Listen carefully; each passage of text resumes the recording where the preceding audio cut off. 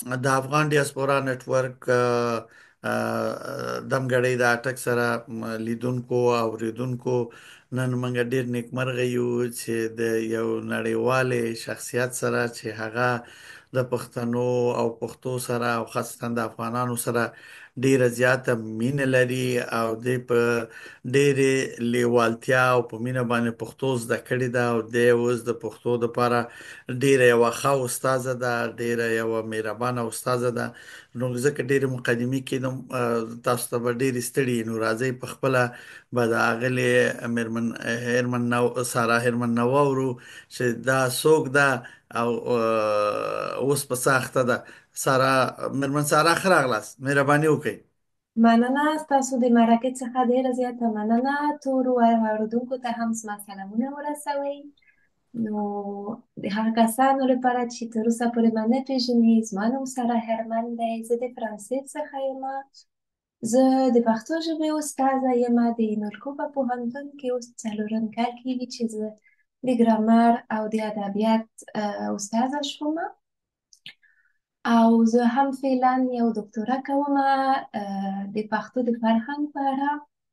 زما د دکتورا موضوع دا ده چې پښتونولي په اوسني دوره کې څه رول لوبوي او په پښتونولي کې په وروستیو پیړیو کې څه بدلونونه راغلي دي او څه تغییرات راغلي دي او آیا د مدرنیزم سره سمون خوري که نه. او سربیره پر دې زه هم ترجمانه یم دلته په فرانسه کې د مهاجرو لپاره. کله چې هغوی اړتیا لري چې شفاخانې ته ولاړ شي یا محکمه کې کوم کارونه لري، اداري کارونه کوي، زه د هغوی سره مرسته کوم.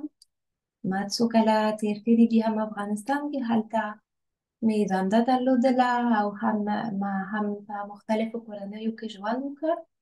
3 کالو لپاره مې زما ژوند 3 کاله په افغانستان کې و.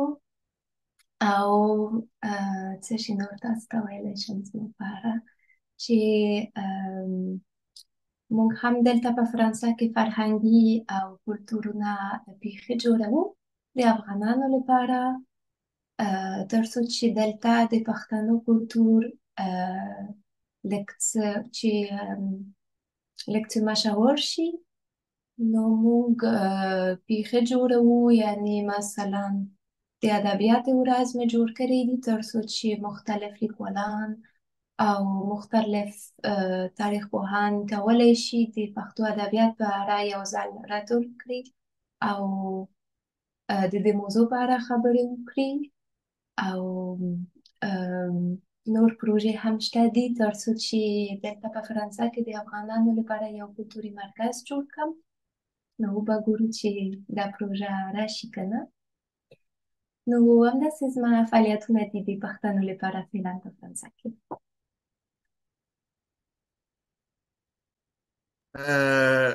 ډیر زیاته خوښنه، ډیر زیاته مننه، ډیر په بشپړه توګه تاسو کله افغانستان ته تللی وي او چیرته اوسېدلی؟ زه افغانستان ته تللی وم لومړي ځل ته چې زه تللی وم 2019 کال و. د اختر نه وروسته، نو د جون په پای کې زه تللی وم. اول وخت زه یو کورنۍ ته تللی وم او زه په کابل کې وم، په لغمان او جلال آباد کې وم د لومړي وخت لپاره. له دې نه بعد ما دنده شروع کړله او زما دنده یو کال په کندهار کې و او ما دوهم کال په پروان کې و، یعنی د پروان او کابل ترمنځ کې و. له دې نه بعد سقوط وشو. نو د سقوط نه بعد زه په غزني کې وم، په خوست کې وم. کم وخت مې هم په کندهار کې تېر کړی دی، خو د سقوط نه مخکې هم و.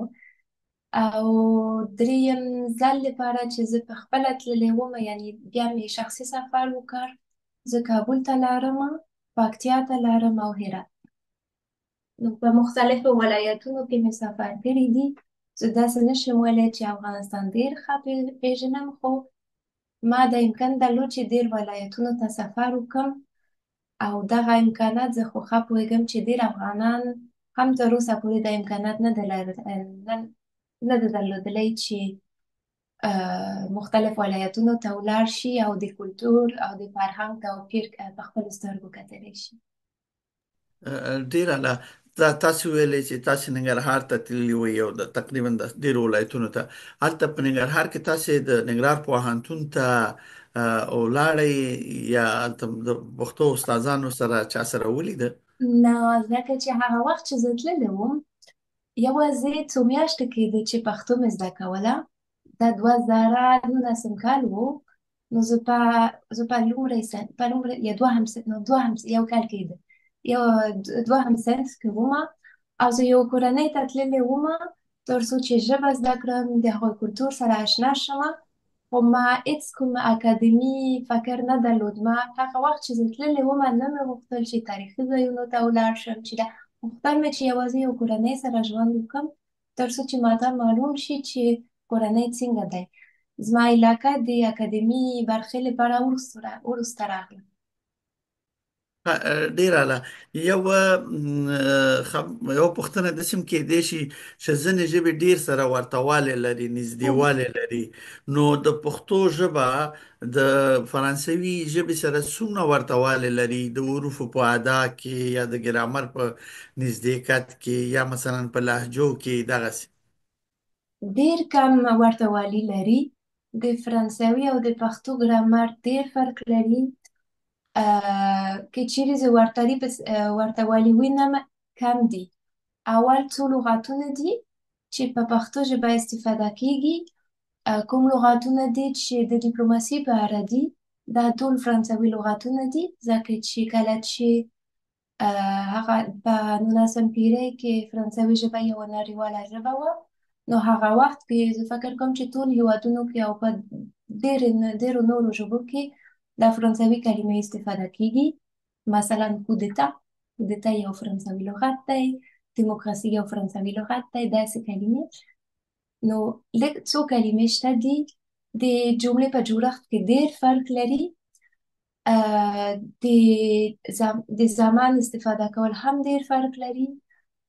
یو شی دی چې پښتو لري او چې موږ په فرانسوي ژبه هم ډېر لرو، متلونه. موږ متلونه او اصطلاحات هر وخت استفاده کوو.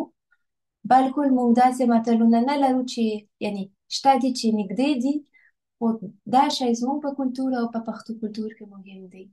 نور متاسفانه زه تر اوسه پورې نه وایم چې دومره ورته والی شته دي. یوه خبره هم زه وایم، پښتانه همیشه وایي چې پښتو ژبه سخته ده، دومره سخته ده. پښتو ژبه داسې سخته ژبه نه ده لکه فرانسوي ژبه، لکه نورو ژبې، ځکه چې پښتو په ګرامر کې قوانین لري. استثناءات په پښتو کې نشته. نو څوک چې ژبه زده کوي هغه پوهېږي چې دا زمانه داسې ګردانېږي. کله چې زه لکه یا په فرانسوي ژبه موږ وایو اوبلیګ کیس، کله چې زه وایم د سړي کور سړی سړي کېږي، دا قوانین شته دي. د هر کلمې لپاره یو شی دی. په پښتو ژبه کله چې یو نوې کلمه زده کوو، موږ مستقیم پوهېږو که چیرې دا کلمه نارینه وي که ښځینه وي. په فرانسوي ژبه نشته. د هر کلمې لپاره دا زده کوونکی باید زده کړي چې آیا دا کلمه نارینه ده که ښځینه. نو قوانین شته دي، خو دومره سخت نه دی. بله خبره دا ده چې پښتو ژبه په کومه طریقه چې پښتو ژبه ویل کیږي او لیکل کیږي یو شان دي، یعنی دومره فرق نشته. څوک چې لوستل او لیک کولی شي هغه خبرې کولی شي او سره ژبه او برعکس. او په فرانسوي ژبه هم داسې نه. کومه ژبه چې لکه زه چې وایم او زه چې لیکم دوه ژبې دي. او دریم شی دا ده چې په پښتو ژبه ټول حرفونه چې لیکل کیږي هغوی تلفظیږي. په فرانسوي ژبه ډېرې لغتونه دي او ډېر حرفونه دي چې یا د کلمې په پای کې یا د کلمې په منځ کې نه تلفظیږي. نو زړه مې کېږي چې زه هېڅکله بیا ونه اورم چې پښتو ژبه سخته ده، نه زده کېږي، ځکه چې دا هېڅ امکان نه لري. یعنی ستاسو د دې ټولو خبرو نه هغه اخري نچوړې دا دی چې پښتو ژبه نسبت نورو ژبو ته چې هغه بې غږه توري لري یا کانسوننس لري ډېر اسانه ده، او د دې زده کړې لپاره زده کړې ښه ده، اسانه ده. زه نشم ویلی چې زده کړه یې اسانه ده. زده کړه به یې اسانه وي که چیري په دې باندې کار شوی و. مشکل دا دی، مشکل د ژبه نه دی، مشکل دا دی چې تر اوسه پورې د بهرنیانو لپاره او هم د داري زبانو لپاره داسې یا تر اوسه پورې مې خپل کتابونه نه دي لیدلي چې ګرامر په اسانه توګه او په حقیقت سره ویل کېږي، یعنې تشریحات ورکوي. ټول ما ډېر لکه د ګرامر او د ژبې د لغاتو په اړه کتابونه لیدلي دي په انګلیسي ژبه، په جرمني ژبه، په سویډیشي ژبه، په داري ژبه، هم په پښتو ژبه. مشکل دا دی چې یا د ګرامر په هغه کسان چې یې لیکي هغوی په سمه توګه ګرامر نه پېژني، یا کوم کسان چې بیخي ګرامر پوهان دي شته دي په افغانستان کې. مشکل دا دی چې هغوی د عربي ګرامر استفاده کوي او پښتو ژبه یو عربي یو سمی ژبه نه ده. نو په کومه طریقه چې څوک عربي ژبې ته درس ورکوي او تشریحات ورکوي، د پښتو ژبې لپاره د پښتو ژبې سره سمون نه خوري، نو دا طریقه باید استفاده نشي. نه ځکه چې د عربي ژبې زده کولو طریقه ښه نه ده، یوازې د پښتو لپاره کار نه کوي. نو باید یو بله طریقه پیدا کړي او زه په دې باندې اوس کوشش کوم. په فرانسوي، په انګلیسي ژبه مې د ګرامر درسونه جوړ کړي دي په دې هیله چې بیا خپور شي او چې په آینده کې کولی شي نور خلکو سره کومک وکړي چې دا ژبه په اسانه توګه زده شي. نو مشکل ژبه نه دی، مشکل د ژبې پوهان دي چې تر اوسه پورې په دې باندې فوکس نه دی کړی، خو وخت شته دی او یوازې کار شروع کول پکار دی.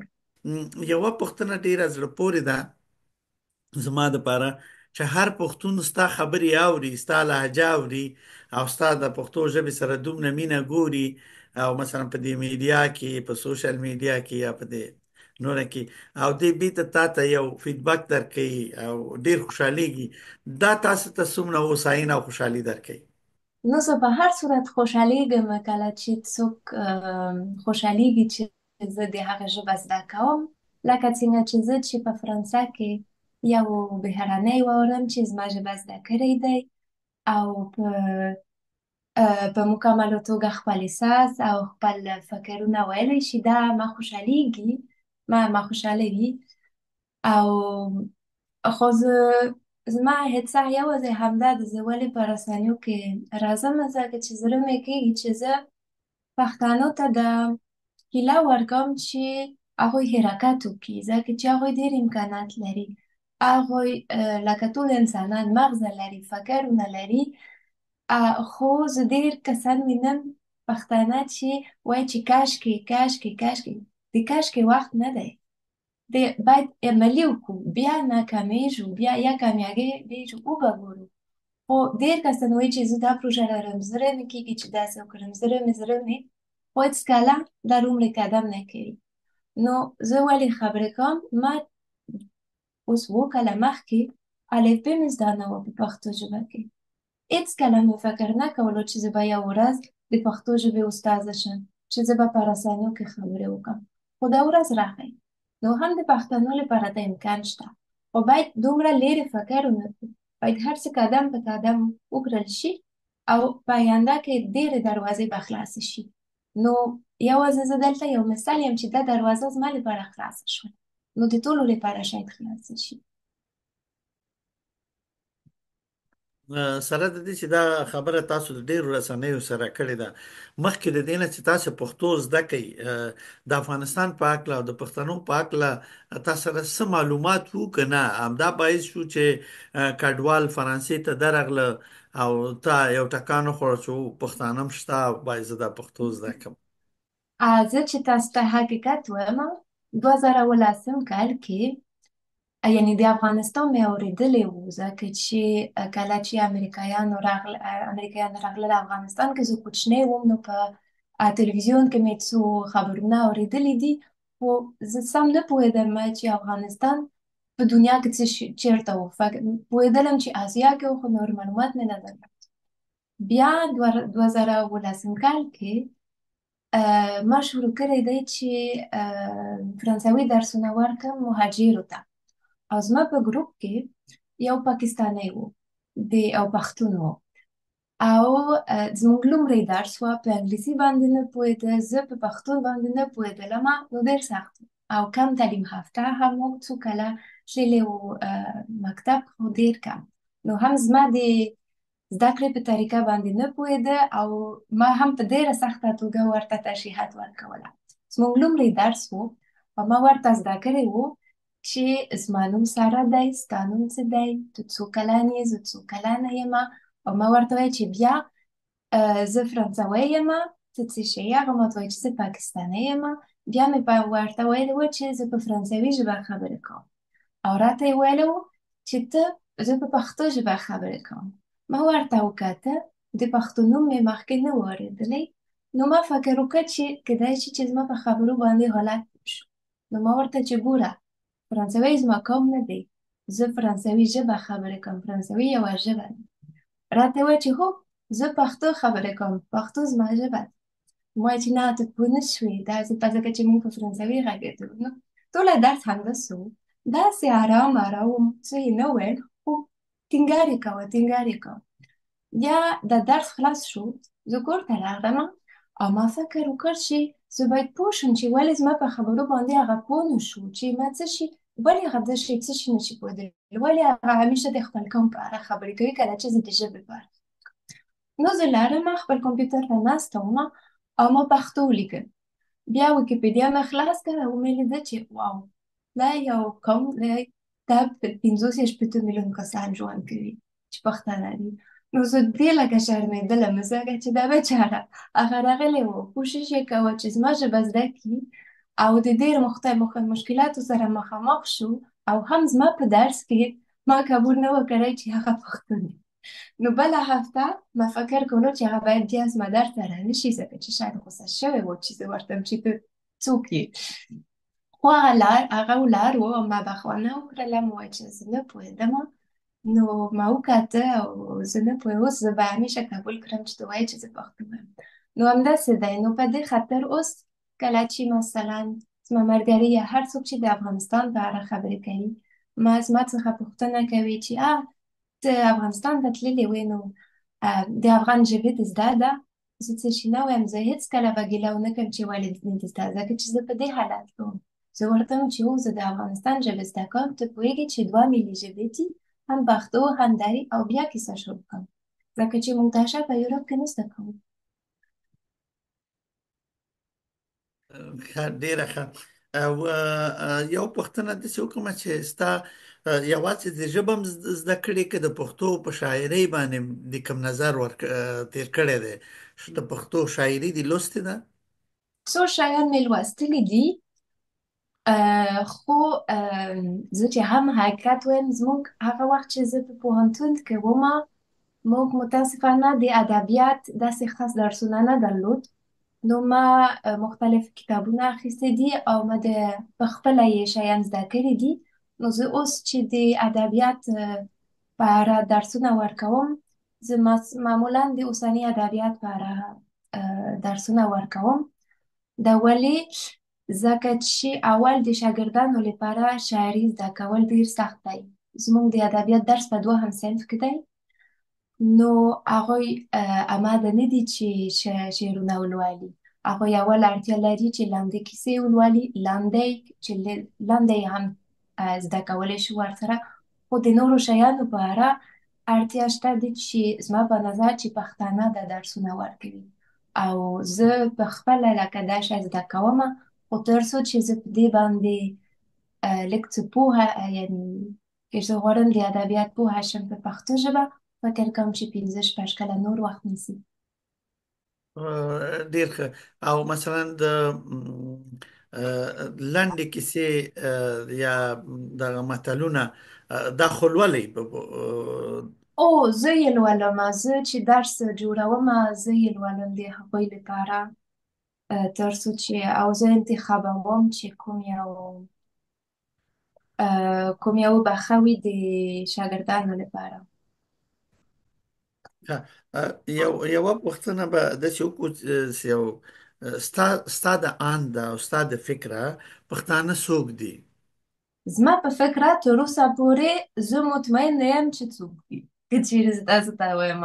تاسو پوهېږئ چې درې نظریې دي، یعنی ډېر مختلف نظریې دي، خو درې نظریې دي چې وایي چې پښتانه څوک دي، او تر اوسه پورې په دا درو نظریو کې مشکلات دي، یعنی ستونزې شته.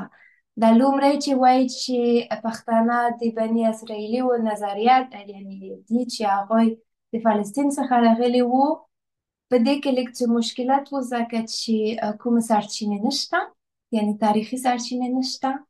او بله خبره دا ده چې د ژبې، لکه څنګه چې موږ مخکې ویلي وو، که چیرې دغه قوم د فلسطین څخه راغلی وو، څنګه کیدای شي چې د هغوی ګرامر، د ژبې ګرامر د عربي سره سمون ونه خوري، ځکه چې دا ګرامر اردو غوندې دی، سانسکریت غوندې دی. نو دا په دې باندې زه لږ څه شک لرم. دا دوهم چې وایي چې هغوی د څه نومیږي اریایانو لکه دي، دا هم لږ څه مشکلات لري. او دا دریم چې دی چې وایي چې چې پښتانه لکه د مختلف، ځکه چې هغوی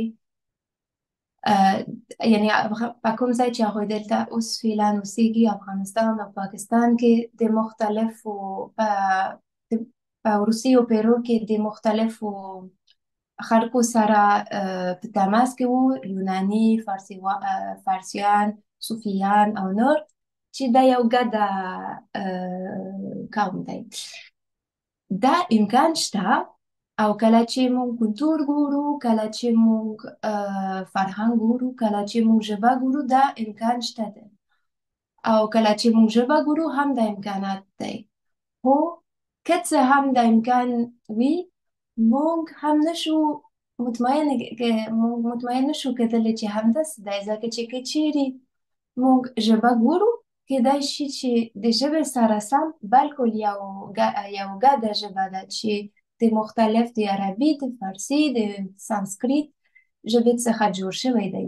خو موږ نه پوهېږو چې آیا پښتانه دا ژبه د مخکې تر دې چې افغانستان او پاکستان ته راشي، هغوی دا ژبه درلودله که نه، دا معلوم نه دی. نو موږ تر اوسه پورې نه پوهېږو. او د اریاني او د بني اسرائیلي په اړه تاسو فکر کوم پوهېږئ چې دی ان اې ټسټونه شوي دي، تر څو چې وکتل شي چې آیا لینکونه شته دي د مثلا د فلسطینیان او د پښتنو ترمنځ. تر اوسه پورې دا سرچینې کوم مثبت نتیجې ته نه دي رسېدلی. نو د اوس لپاره تر اوسه پورې دا پښتانه یو سوال دی، یعنی تر اوسه پورې ځواب نشته. ډیره ښه. ستاسو له انده کلتور او سیاست په دې وروستیو کې او په دې پیړیو کې څنګه یو بل سره ځان لګوي او ځان نښلوي؟ سیاسي او کلتور همیشه ډېر نږدې دي. همیشه فرهنګ په سیاست باندې یو ډېر غټ رول لوبوي. که چیرې موږ په وروستیو پیړیو کې ګورو، اول وخت کې زه فکر کوم چې مثلا فرهنګ او پښتونولي د احمدشاه بابا په وخت کې، د عبدالرحمن په وخت کې ډېر غټ رول لوب کړ، تر څو چې مثلا د بریتانیانو په ضد د پښتانه جنګ وکړ د پښتونولي په نوم. کله چې احمدشاه دراني هم خپل پاچاهي جوړه کړه، هغه هم د پښتونولي ارزښتونه استفاده کړي دي تر څو چې خپل سلطنت جوړ کړي. نو دا رول لوبوي بالکل. او په وروستیو وختو کې پښتونولي هم د جهاد لپاره وکارول شوه، یعنی او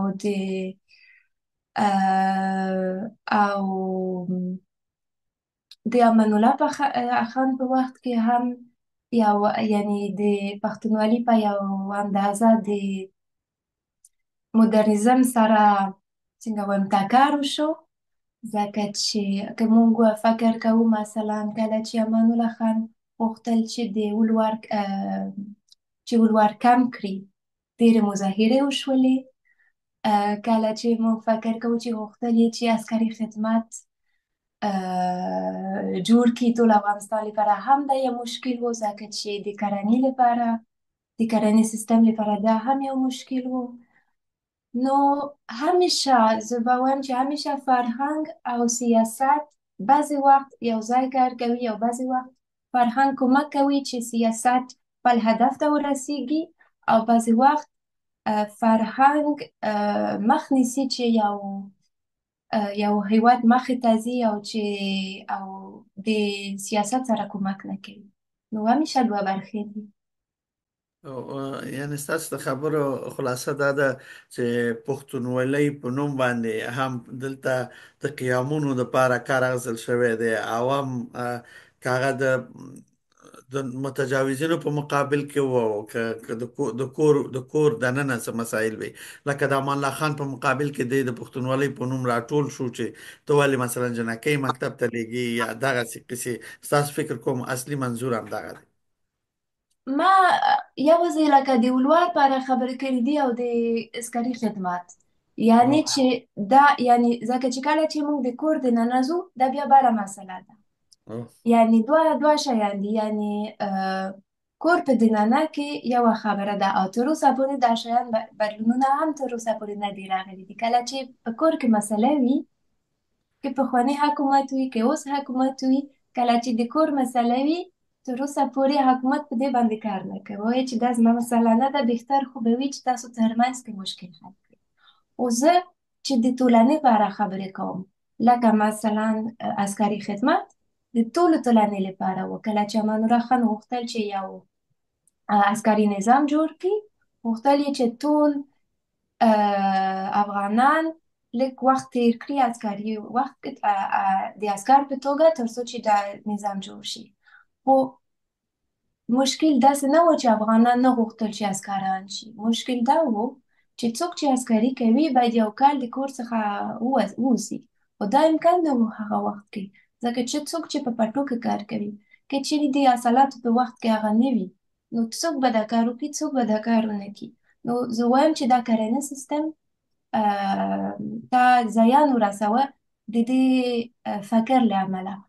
نو که چیرې څوک غواړي په افغانستان کې یو سیستم جوړ کړي چې کار وکړي، باید هم په پښتونولي باندې فکر وکړي، او نه یوازې په اسلام، هم اسلام او پښتونولي، او هم زه څنګه مدرنیزم او شیان راوړم افغانستان کې.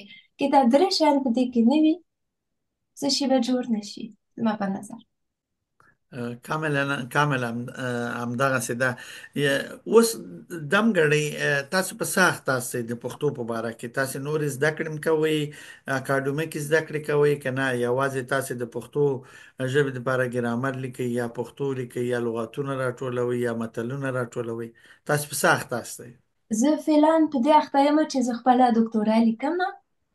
نو په اوسني یعنی ما 3 کاله یعنی معلومات راټول کړي دي په مختلفو برخو کې. ما ډېر کسانو سره مرکه کړي دي، د هغوی مرکې مې لیکلي دي، او زه اوس لیکم چې پښتونولي اوس یعنی زه خپله دکتورا لیکم په دې شیانو باندې. ډیره خوښنه. د پښتو ژبې سره او د پښتو د زده کړې سره او پښتونولۍ د زده کړې سره په تام ډیر تاثیر کړی دی، ځکه چې ته اوس کاملا یو پښتني غوندې ښکاري. ښه، بلکې سردار مو په سر دی مثال بیخي او پښتني په شان ښکاري. بلکې تاسو پوهیږئ کله چې څوک یو بل ځای ته ځي، یو بله ژبه زده کوي، یوه بله کلتور سره مخامخ کیږي، بالکل په هر چا باندې تاثیر لري. نو دا واقعیت دی. او داسې هم نه ده چې زه خپل کلتور بایلم. کله چې څوک یو بل هیواد ته ځي، بل چا سره مخامخ کیږي، هغه هم خپل کلتور ساتي، ځکه چې ښه پوهیږي چې دا زما کلتور دی، ځکه چې زه وینم چې هغوی هم داسې نه کوي. زه چې وینم چې مثلا پښتانه کومه ډوډۍ چې زه خورم، پښتانه یې نه خوري. په کومه طریقه چې زه خپل فامیل ته سلام وایم، هغوی په دې طریقه باندې نه کوي. ډېر فرق لري. مخکې زه خبر نه وم چې دا زما کلتور دی، ځکه چې زه فرانسه کوم او ټول هم داسې کوي. زه چې بهر ته لاړم، بیا زه خبره شوم چې ها دا زما کلتور دی. نو همداسې دی، رښتیا ده چې پښتو په ما باندې تاثیر لري. خو هم زه ولې داسې وایم، ځکه چې هغه وخت چې زه بهر ته تللی وم، ما خپل کلتور هېڅکله نه ده بایللی. او زه دا پښتنو ته وایم چې ډېر کسان وایي چې لکه یورپ ته تللی دی، پښتو یې هېر شوی دی، خپل کلتور یې هېر شوی دی، یا هغه اوس پښتون هېڅ امکان نشته. هغه یوازې په یوه بله ټولنه کې ژوند کوي، نو نوي شیان ویني او هم په دې ټولنه کې باید عادت شي، خو داسې نه ده چې خپل کلتور وایي. زما 3 کاله په افغانستان کې تېر کړي دي، تغیرات راغی په ما باندې، خو زه بعضې بنسټونه لرم چې فرانسوي بنسټونه دي چې به د همیشه لپاره وي، او زه د دې ویاړه یم. او پښتانه همداسې دي. نو هغوی هېڅوک باید فکر ونه کړي چې څوک چې یورپ ته ځي بیا بې عزته کېږي، بیا هر څه چې ما اورېدلي که بې عزت کېږي د یورپ له امله نه دی، مخکې بې عزت و. او که یې عزت وي هغه به هم عزت وساتي. دا په دې کې باید هېڅ شک ونه لرو، فکر کوم. یو خاطره غواړم ستانه واورم چې مثلا ته په قندهار کې وي یا په کابل کې وي یا هر چیرې چې وي په افغانستان کې، او تا د یو چا سره پښتو ویله او هغه د لپاره دا یو خاطره و چې او فرانسوي پښتو وي، څومره ښه پښتو وي. دغه څه واقع سره کله مخ شوي؟ ډېر زیات اول وخت کې ډېر خلکو ډېر خلک ډېر حیرانېدل چې فرانسوي د لا هېڅ امکان نشته. او وخت په تېرېدو سره ما نه ویل چې زه په فرانسه ویم، ما یوازې مې خبرې کولې. بیا وخت په تېرېدو سره خلکو پوښتنه کوله، نو ما ورته ویل. ډېر په دې فکر کوو چې زه دروغ وایم، ویلې چې نه ته خو دري زبانه یې، یا مور او پلار دې پښتانه دي، اصلي پښتانه دي، ترڅو او ته یوازې فرانسه کې پیدا شوې. اول وخت کې غوښتل مې چې وایم چې نه، همداسې نه دی، حقیقت مې وایي. خو بیا په ما باندې یې باور نه درلود. نو په پای کې مې وویل چې هر څه چې زړه دې وي همداسې فکر وکړه، ځکه چې تر اوسه پورې ډېر کسان په دې باندې باور نه لري چې د مور و پلار مې په پښتو باندې خبرې نشي کولی. نو حیرانه شوم، خو بیا زړه مې کېږي چې خلکو سره خبرې وکړم. نو یوازې همیشه تکراروم چې زه د فرانسې څخه یم، پښتو مې زده دي، بلا بلا بلا. نو موږ دا په کار نه دی، مهمه خبره گفتگو دي. یو پوښتنه دا چې تاسو څومره ژبې زده دي؟ اول مې جرمني ژبه زده کړې وم، له دې نه بعد انګلیسي ژبه، کم روسي مې زده وه کله چې زه لسم صنف کې وم، خو بیخي زه اوس نه ځان په روسي ژبه ځان نشم معرفي کولی. بیا پښتو ژبه مې زده ده او لږ څه دري هم، او فرانسوي اخر ژبه زما مورنۍ ژبه. دري مې لږ څه زده ده زه چې افغانستان کې وم. ها، نو په دا دومره ژبو کې تقریبا تاسو خو دا ټولې بهرنۍ دي، خو دا ځینې ژبې اروپאי ژبې دي، مثلا پښتو غریب کې لږه آسیایي ژبه ده. د دې په زده کړو کې تاسو څومره توپیر ښکاره کېدو یا څومره هوساینه او اسانتیا د ښکاره کېده؟ لږ څه سخت دی چې زه پرته وکړم، ځکه چې دا 3 ژبې چې دي، انګلیسي، جرمني او روسي ژبه، ما په مکتب کې زده کړې دي. نو زموږ ماشوم وو، نو د زده کړې طریقې فرق لري. او کله چې ما پښتو زده کړې وه، زه پوهنتون کې وم، زه ویلی شم چې کله چې انګلیسي او د جرمني ژبې درسونه مې درلود، موږ ډېر مواد درلود، یعنی مکتبي درسي مواد ډېر وو، په سمه توګه جوړ وو. تاسو پوهېږئ په ټوله دنیا کې څوک چې غواړي انګلیسي ژبه زده کړي، روسي ژبه زده کړي، ډېر مواد شته دي، ډېر اودیوګانې شته دي، ډېر ویډیوګانې شته دي، ډېر کتابونه دي انځورونو سره، عادي جملو سره چې جوړ شوي دي. نو زه د مشکل سره نه یم مخامخ شوی چې زه نه پوهېږم چېرته باید ولاړه شم تر څو چې مواد پیدا کړم. که چیرې غوښتل مې کوم درسي میتود، کوم شیان چې وو هر څه سم وو، نو په یعنې دومره په سخته توګه مې نه ده زده کړی، ځکه چې دا کار په دغه ژبو کې وشو. او کله چې پښتو ژبه مې زده کړې وه، ځکه چې لږ څه نوي دی، نو یو د ګرامر ډېر ښه استاد مې درلود، ژبې پوه دی، خو یوه د ژبې پوه هغه ډېر لکه پوه انسان دی، خو په کومه طریقه چې بیا یو شاګرد ته یوه ژبه زده کېږي دا فرق لري. یعنی یو ژبه یعنی د ژبې قوانین پوهېدل او د ژبې قوانین تشریح کول تر څو چې مستقیم یو شاګرد یې په ورځني ژوند استفاده کولی شي دا کار غواړي. هغه وخت چې ما پښتو ژبه زده کړې وه دا کار نه و شوی. نو زه یې اوس ډېر وینم کومه شیان چې ما په 4 یا 5 کالو کې په پښتو ژبه زده کړي دي، زموږ شاګردان موږ څو استادان یو اوس په 1 کال کې زده کوي. نو که چې دا کار کېږي زه فکر کوم چې پښتو ژبه لکه نورو ژبې په 3 کالو کې مکمل زده کېدلی شي. ډیره ښه. او ډیر خوشاله شوم چې تاسو خپل ډیر ګران او قیمتي وخت مونږ ته راکو او په دغه سار ډیر د وخت تاسو د ته آماده شوي چې مونږ د افغان ډیاسپورا نتورک سره خبرې وکړي او خپل اندونه زمونږ سره شریک کړي. واقعا تاسو ډیر لوړ پیغامونه لرل او دا به د پښتو ژبې په زده کړه کې ډیر زیات تاثیر ولري. او زه هیلهمن یم چې ستاسو د خبرونه د پښتو ژبې پوهان د استادان د ته واسيږي چې هغه د پښتو د زده کړې لپاره اسانتیاوي برابرې کی. ډیره مننه، ډیر خوشاله یم چې تاسو ما سره مرکه ته حاضر شوي او ډیر خوږې خبرې مو وکړي. مننه، ستاسو د بلنې څخه مننه. خوشحاله شوم چې هم په دې مرکه کې امکان مې درلود چې خپل فکر او نظرونه تاسو سره شریک کړم.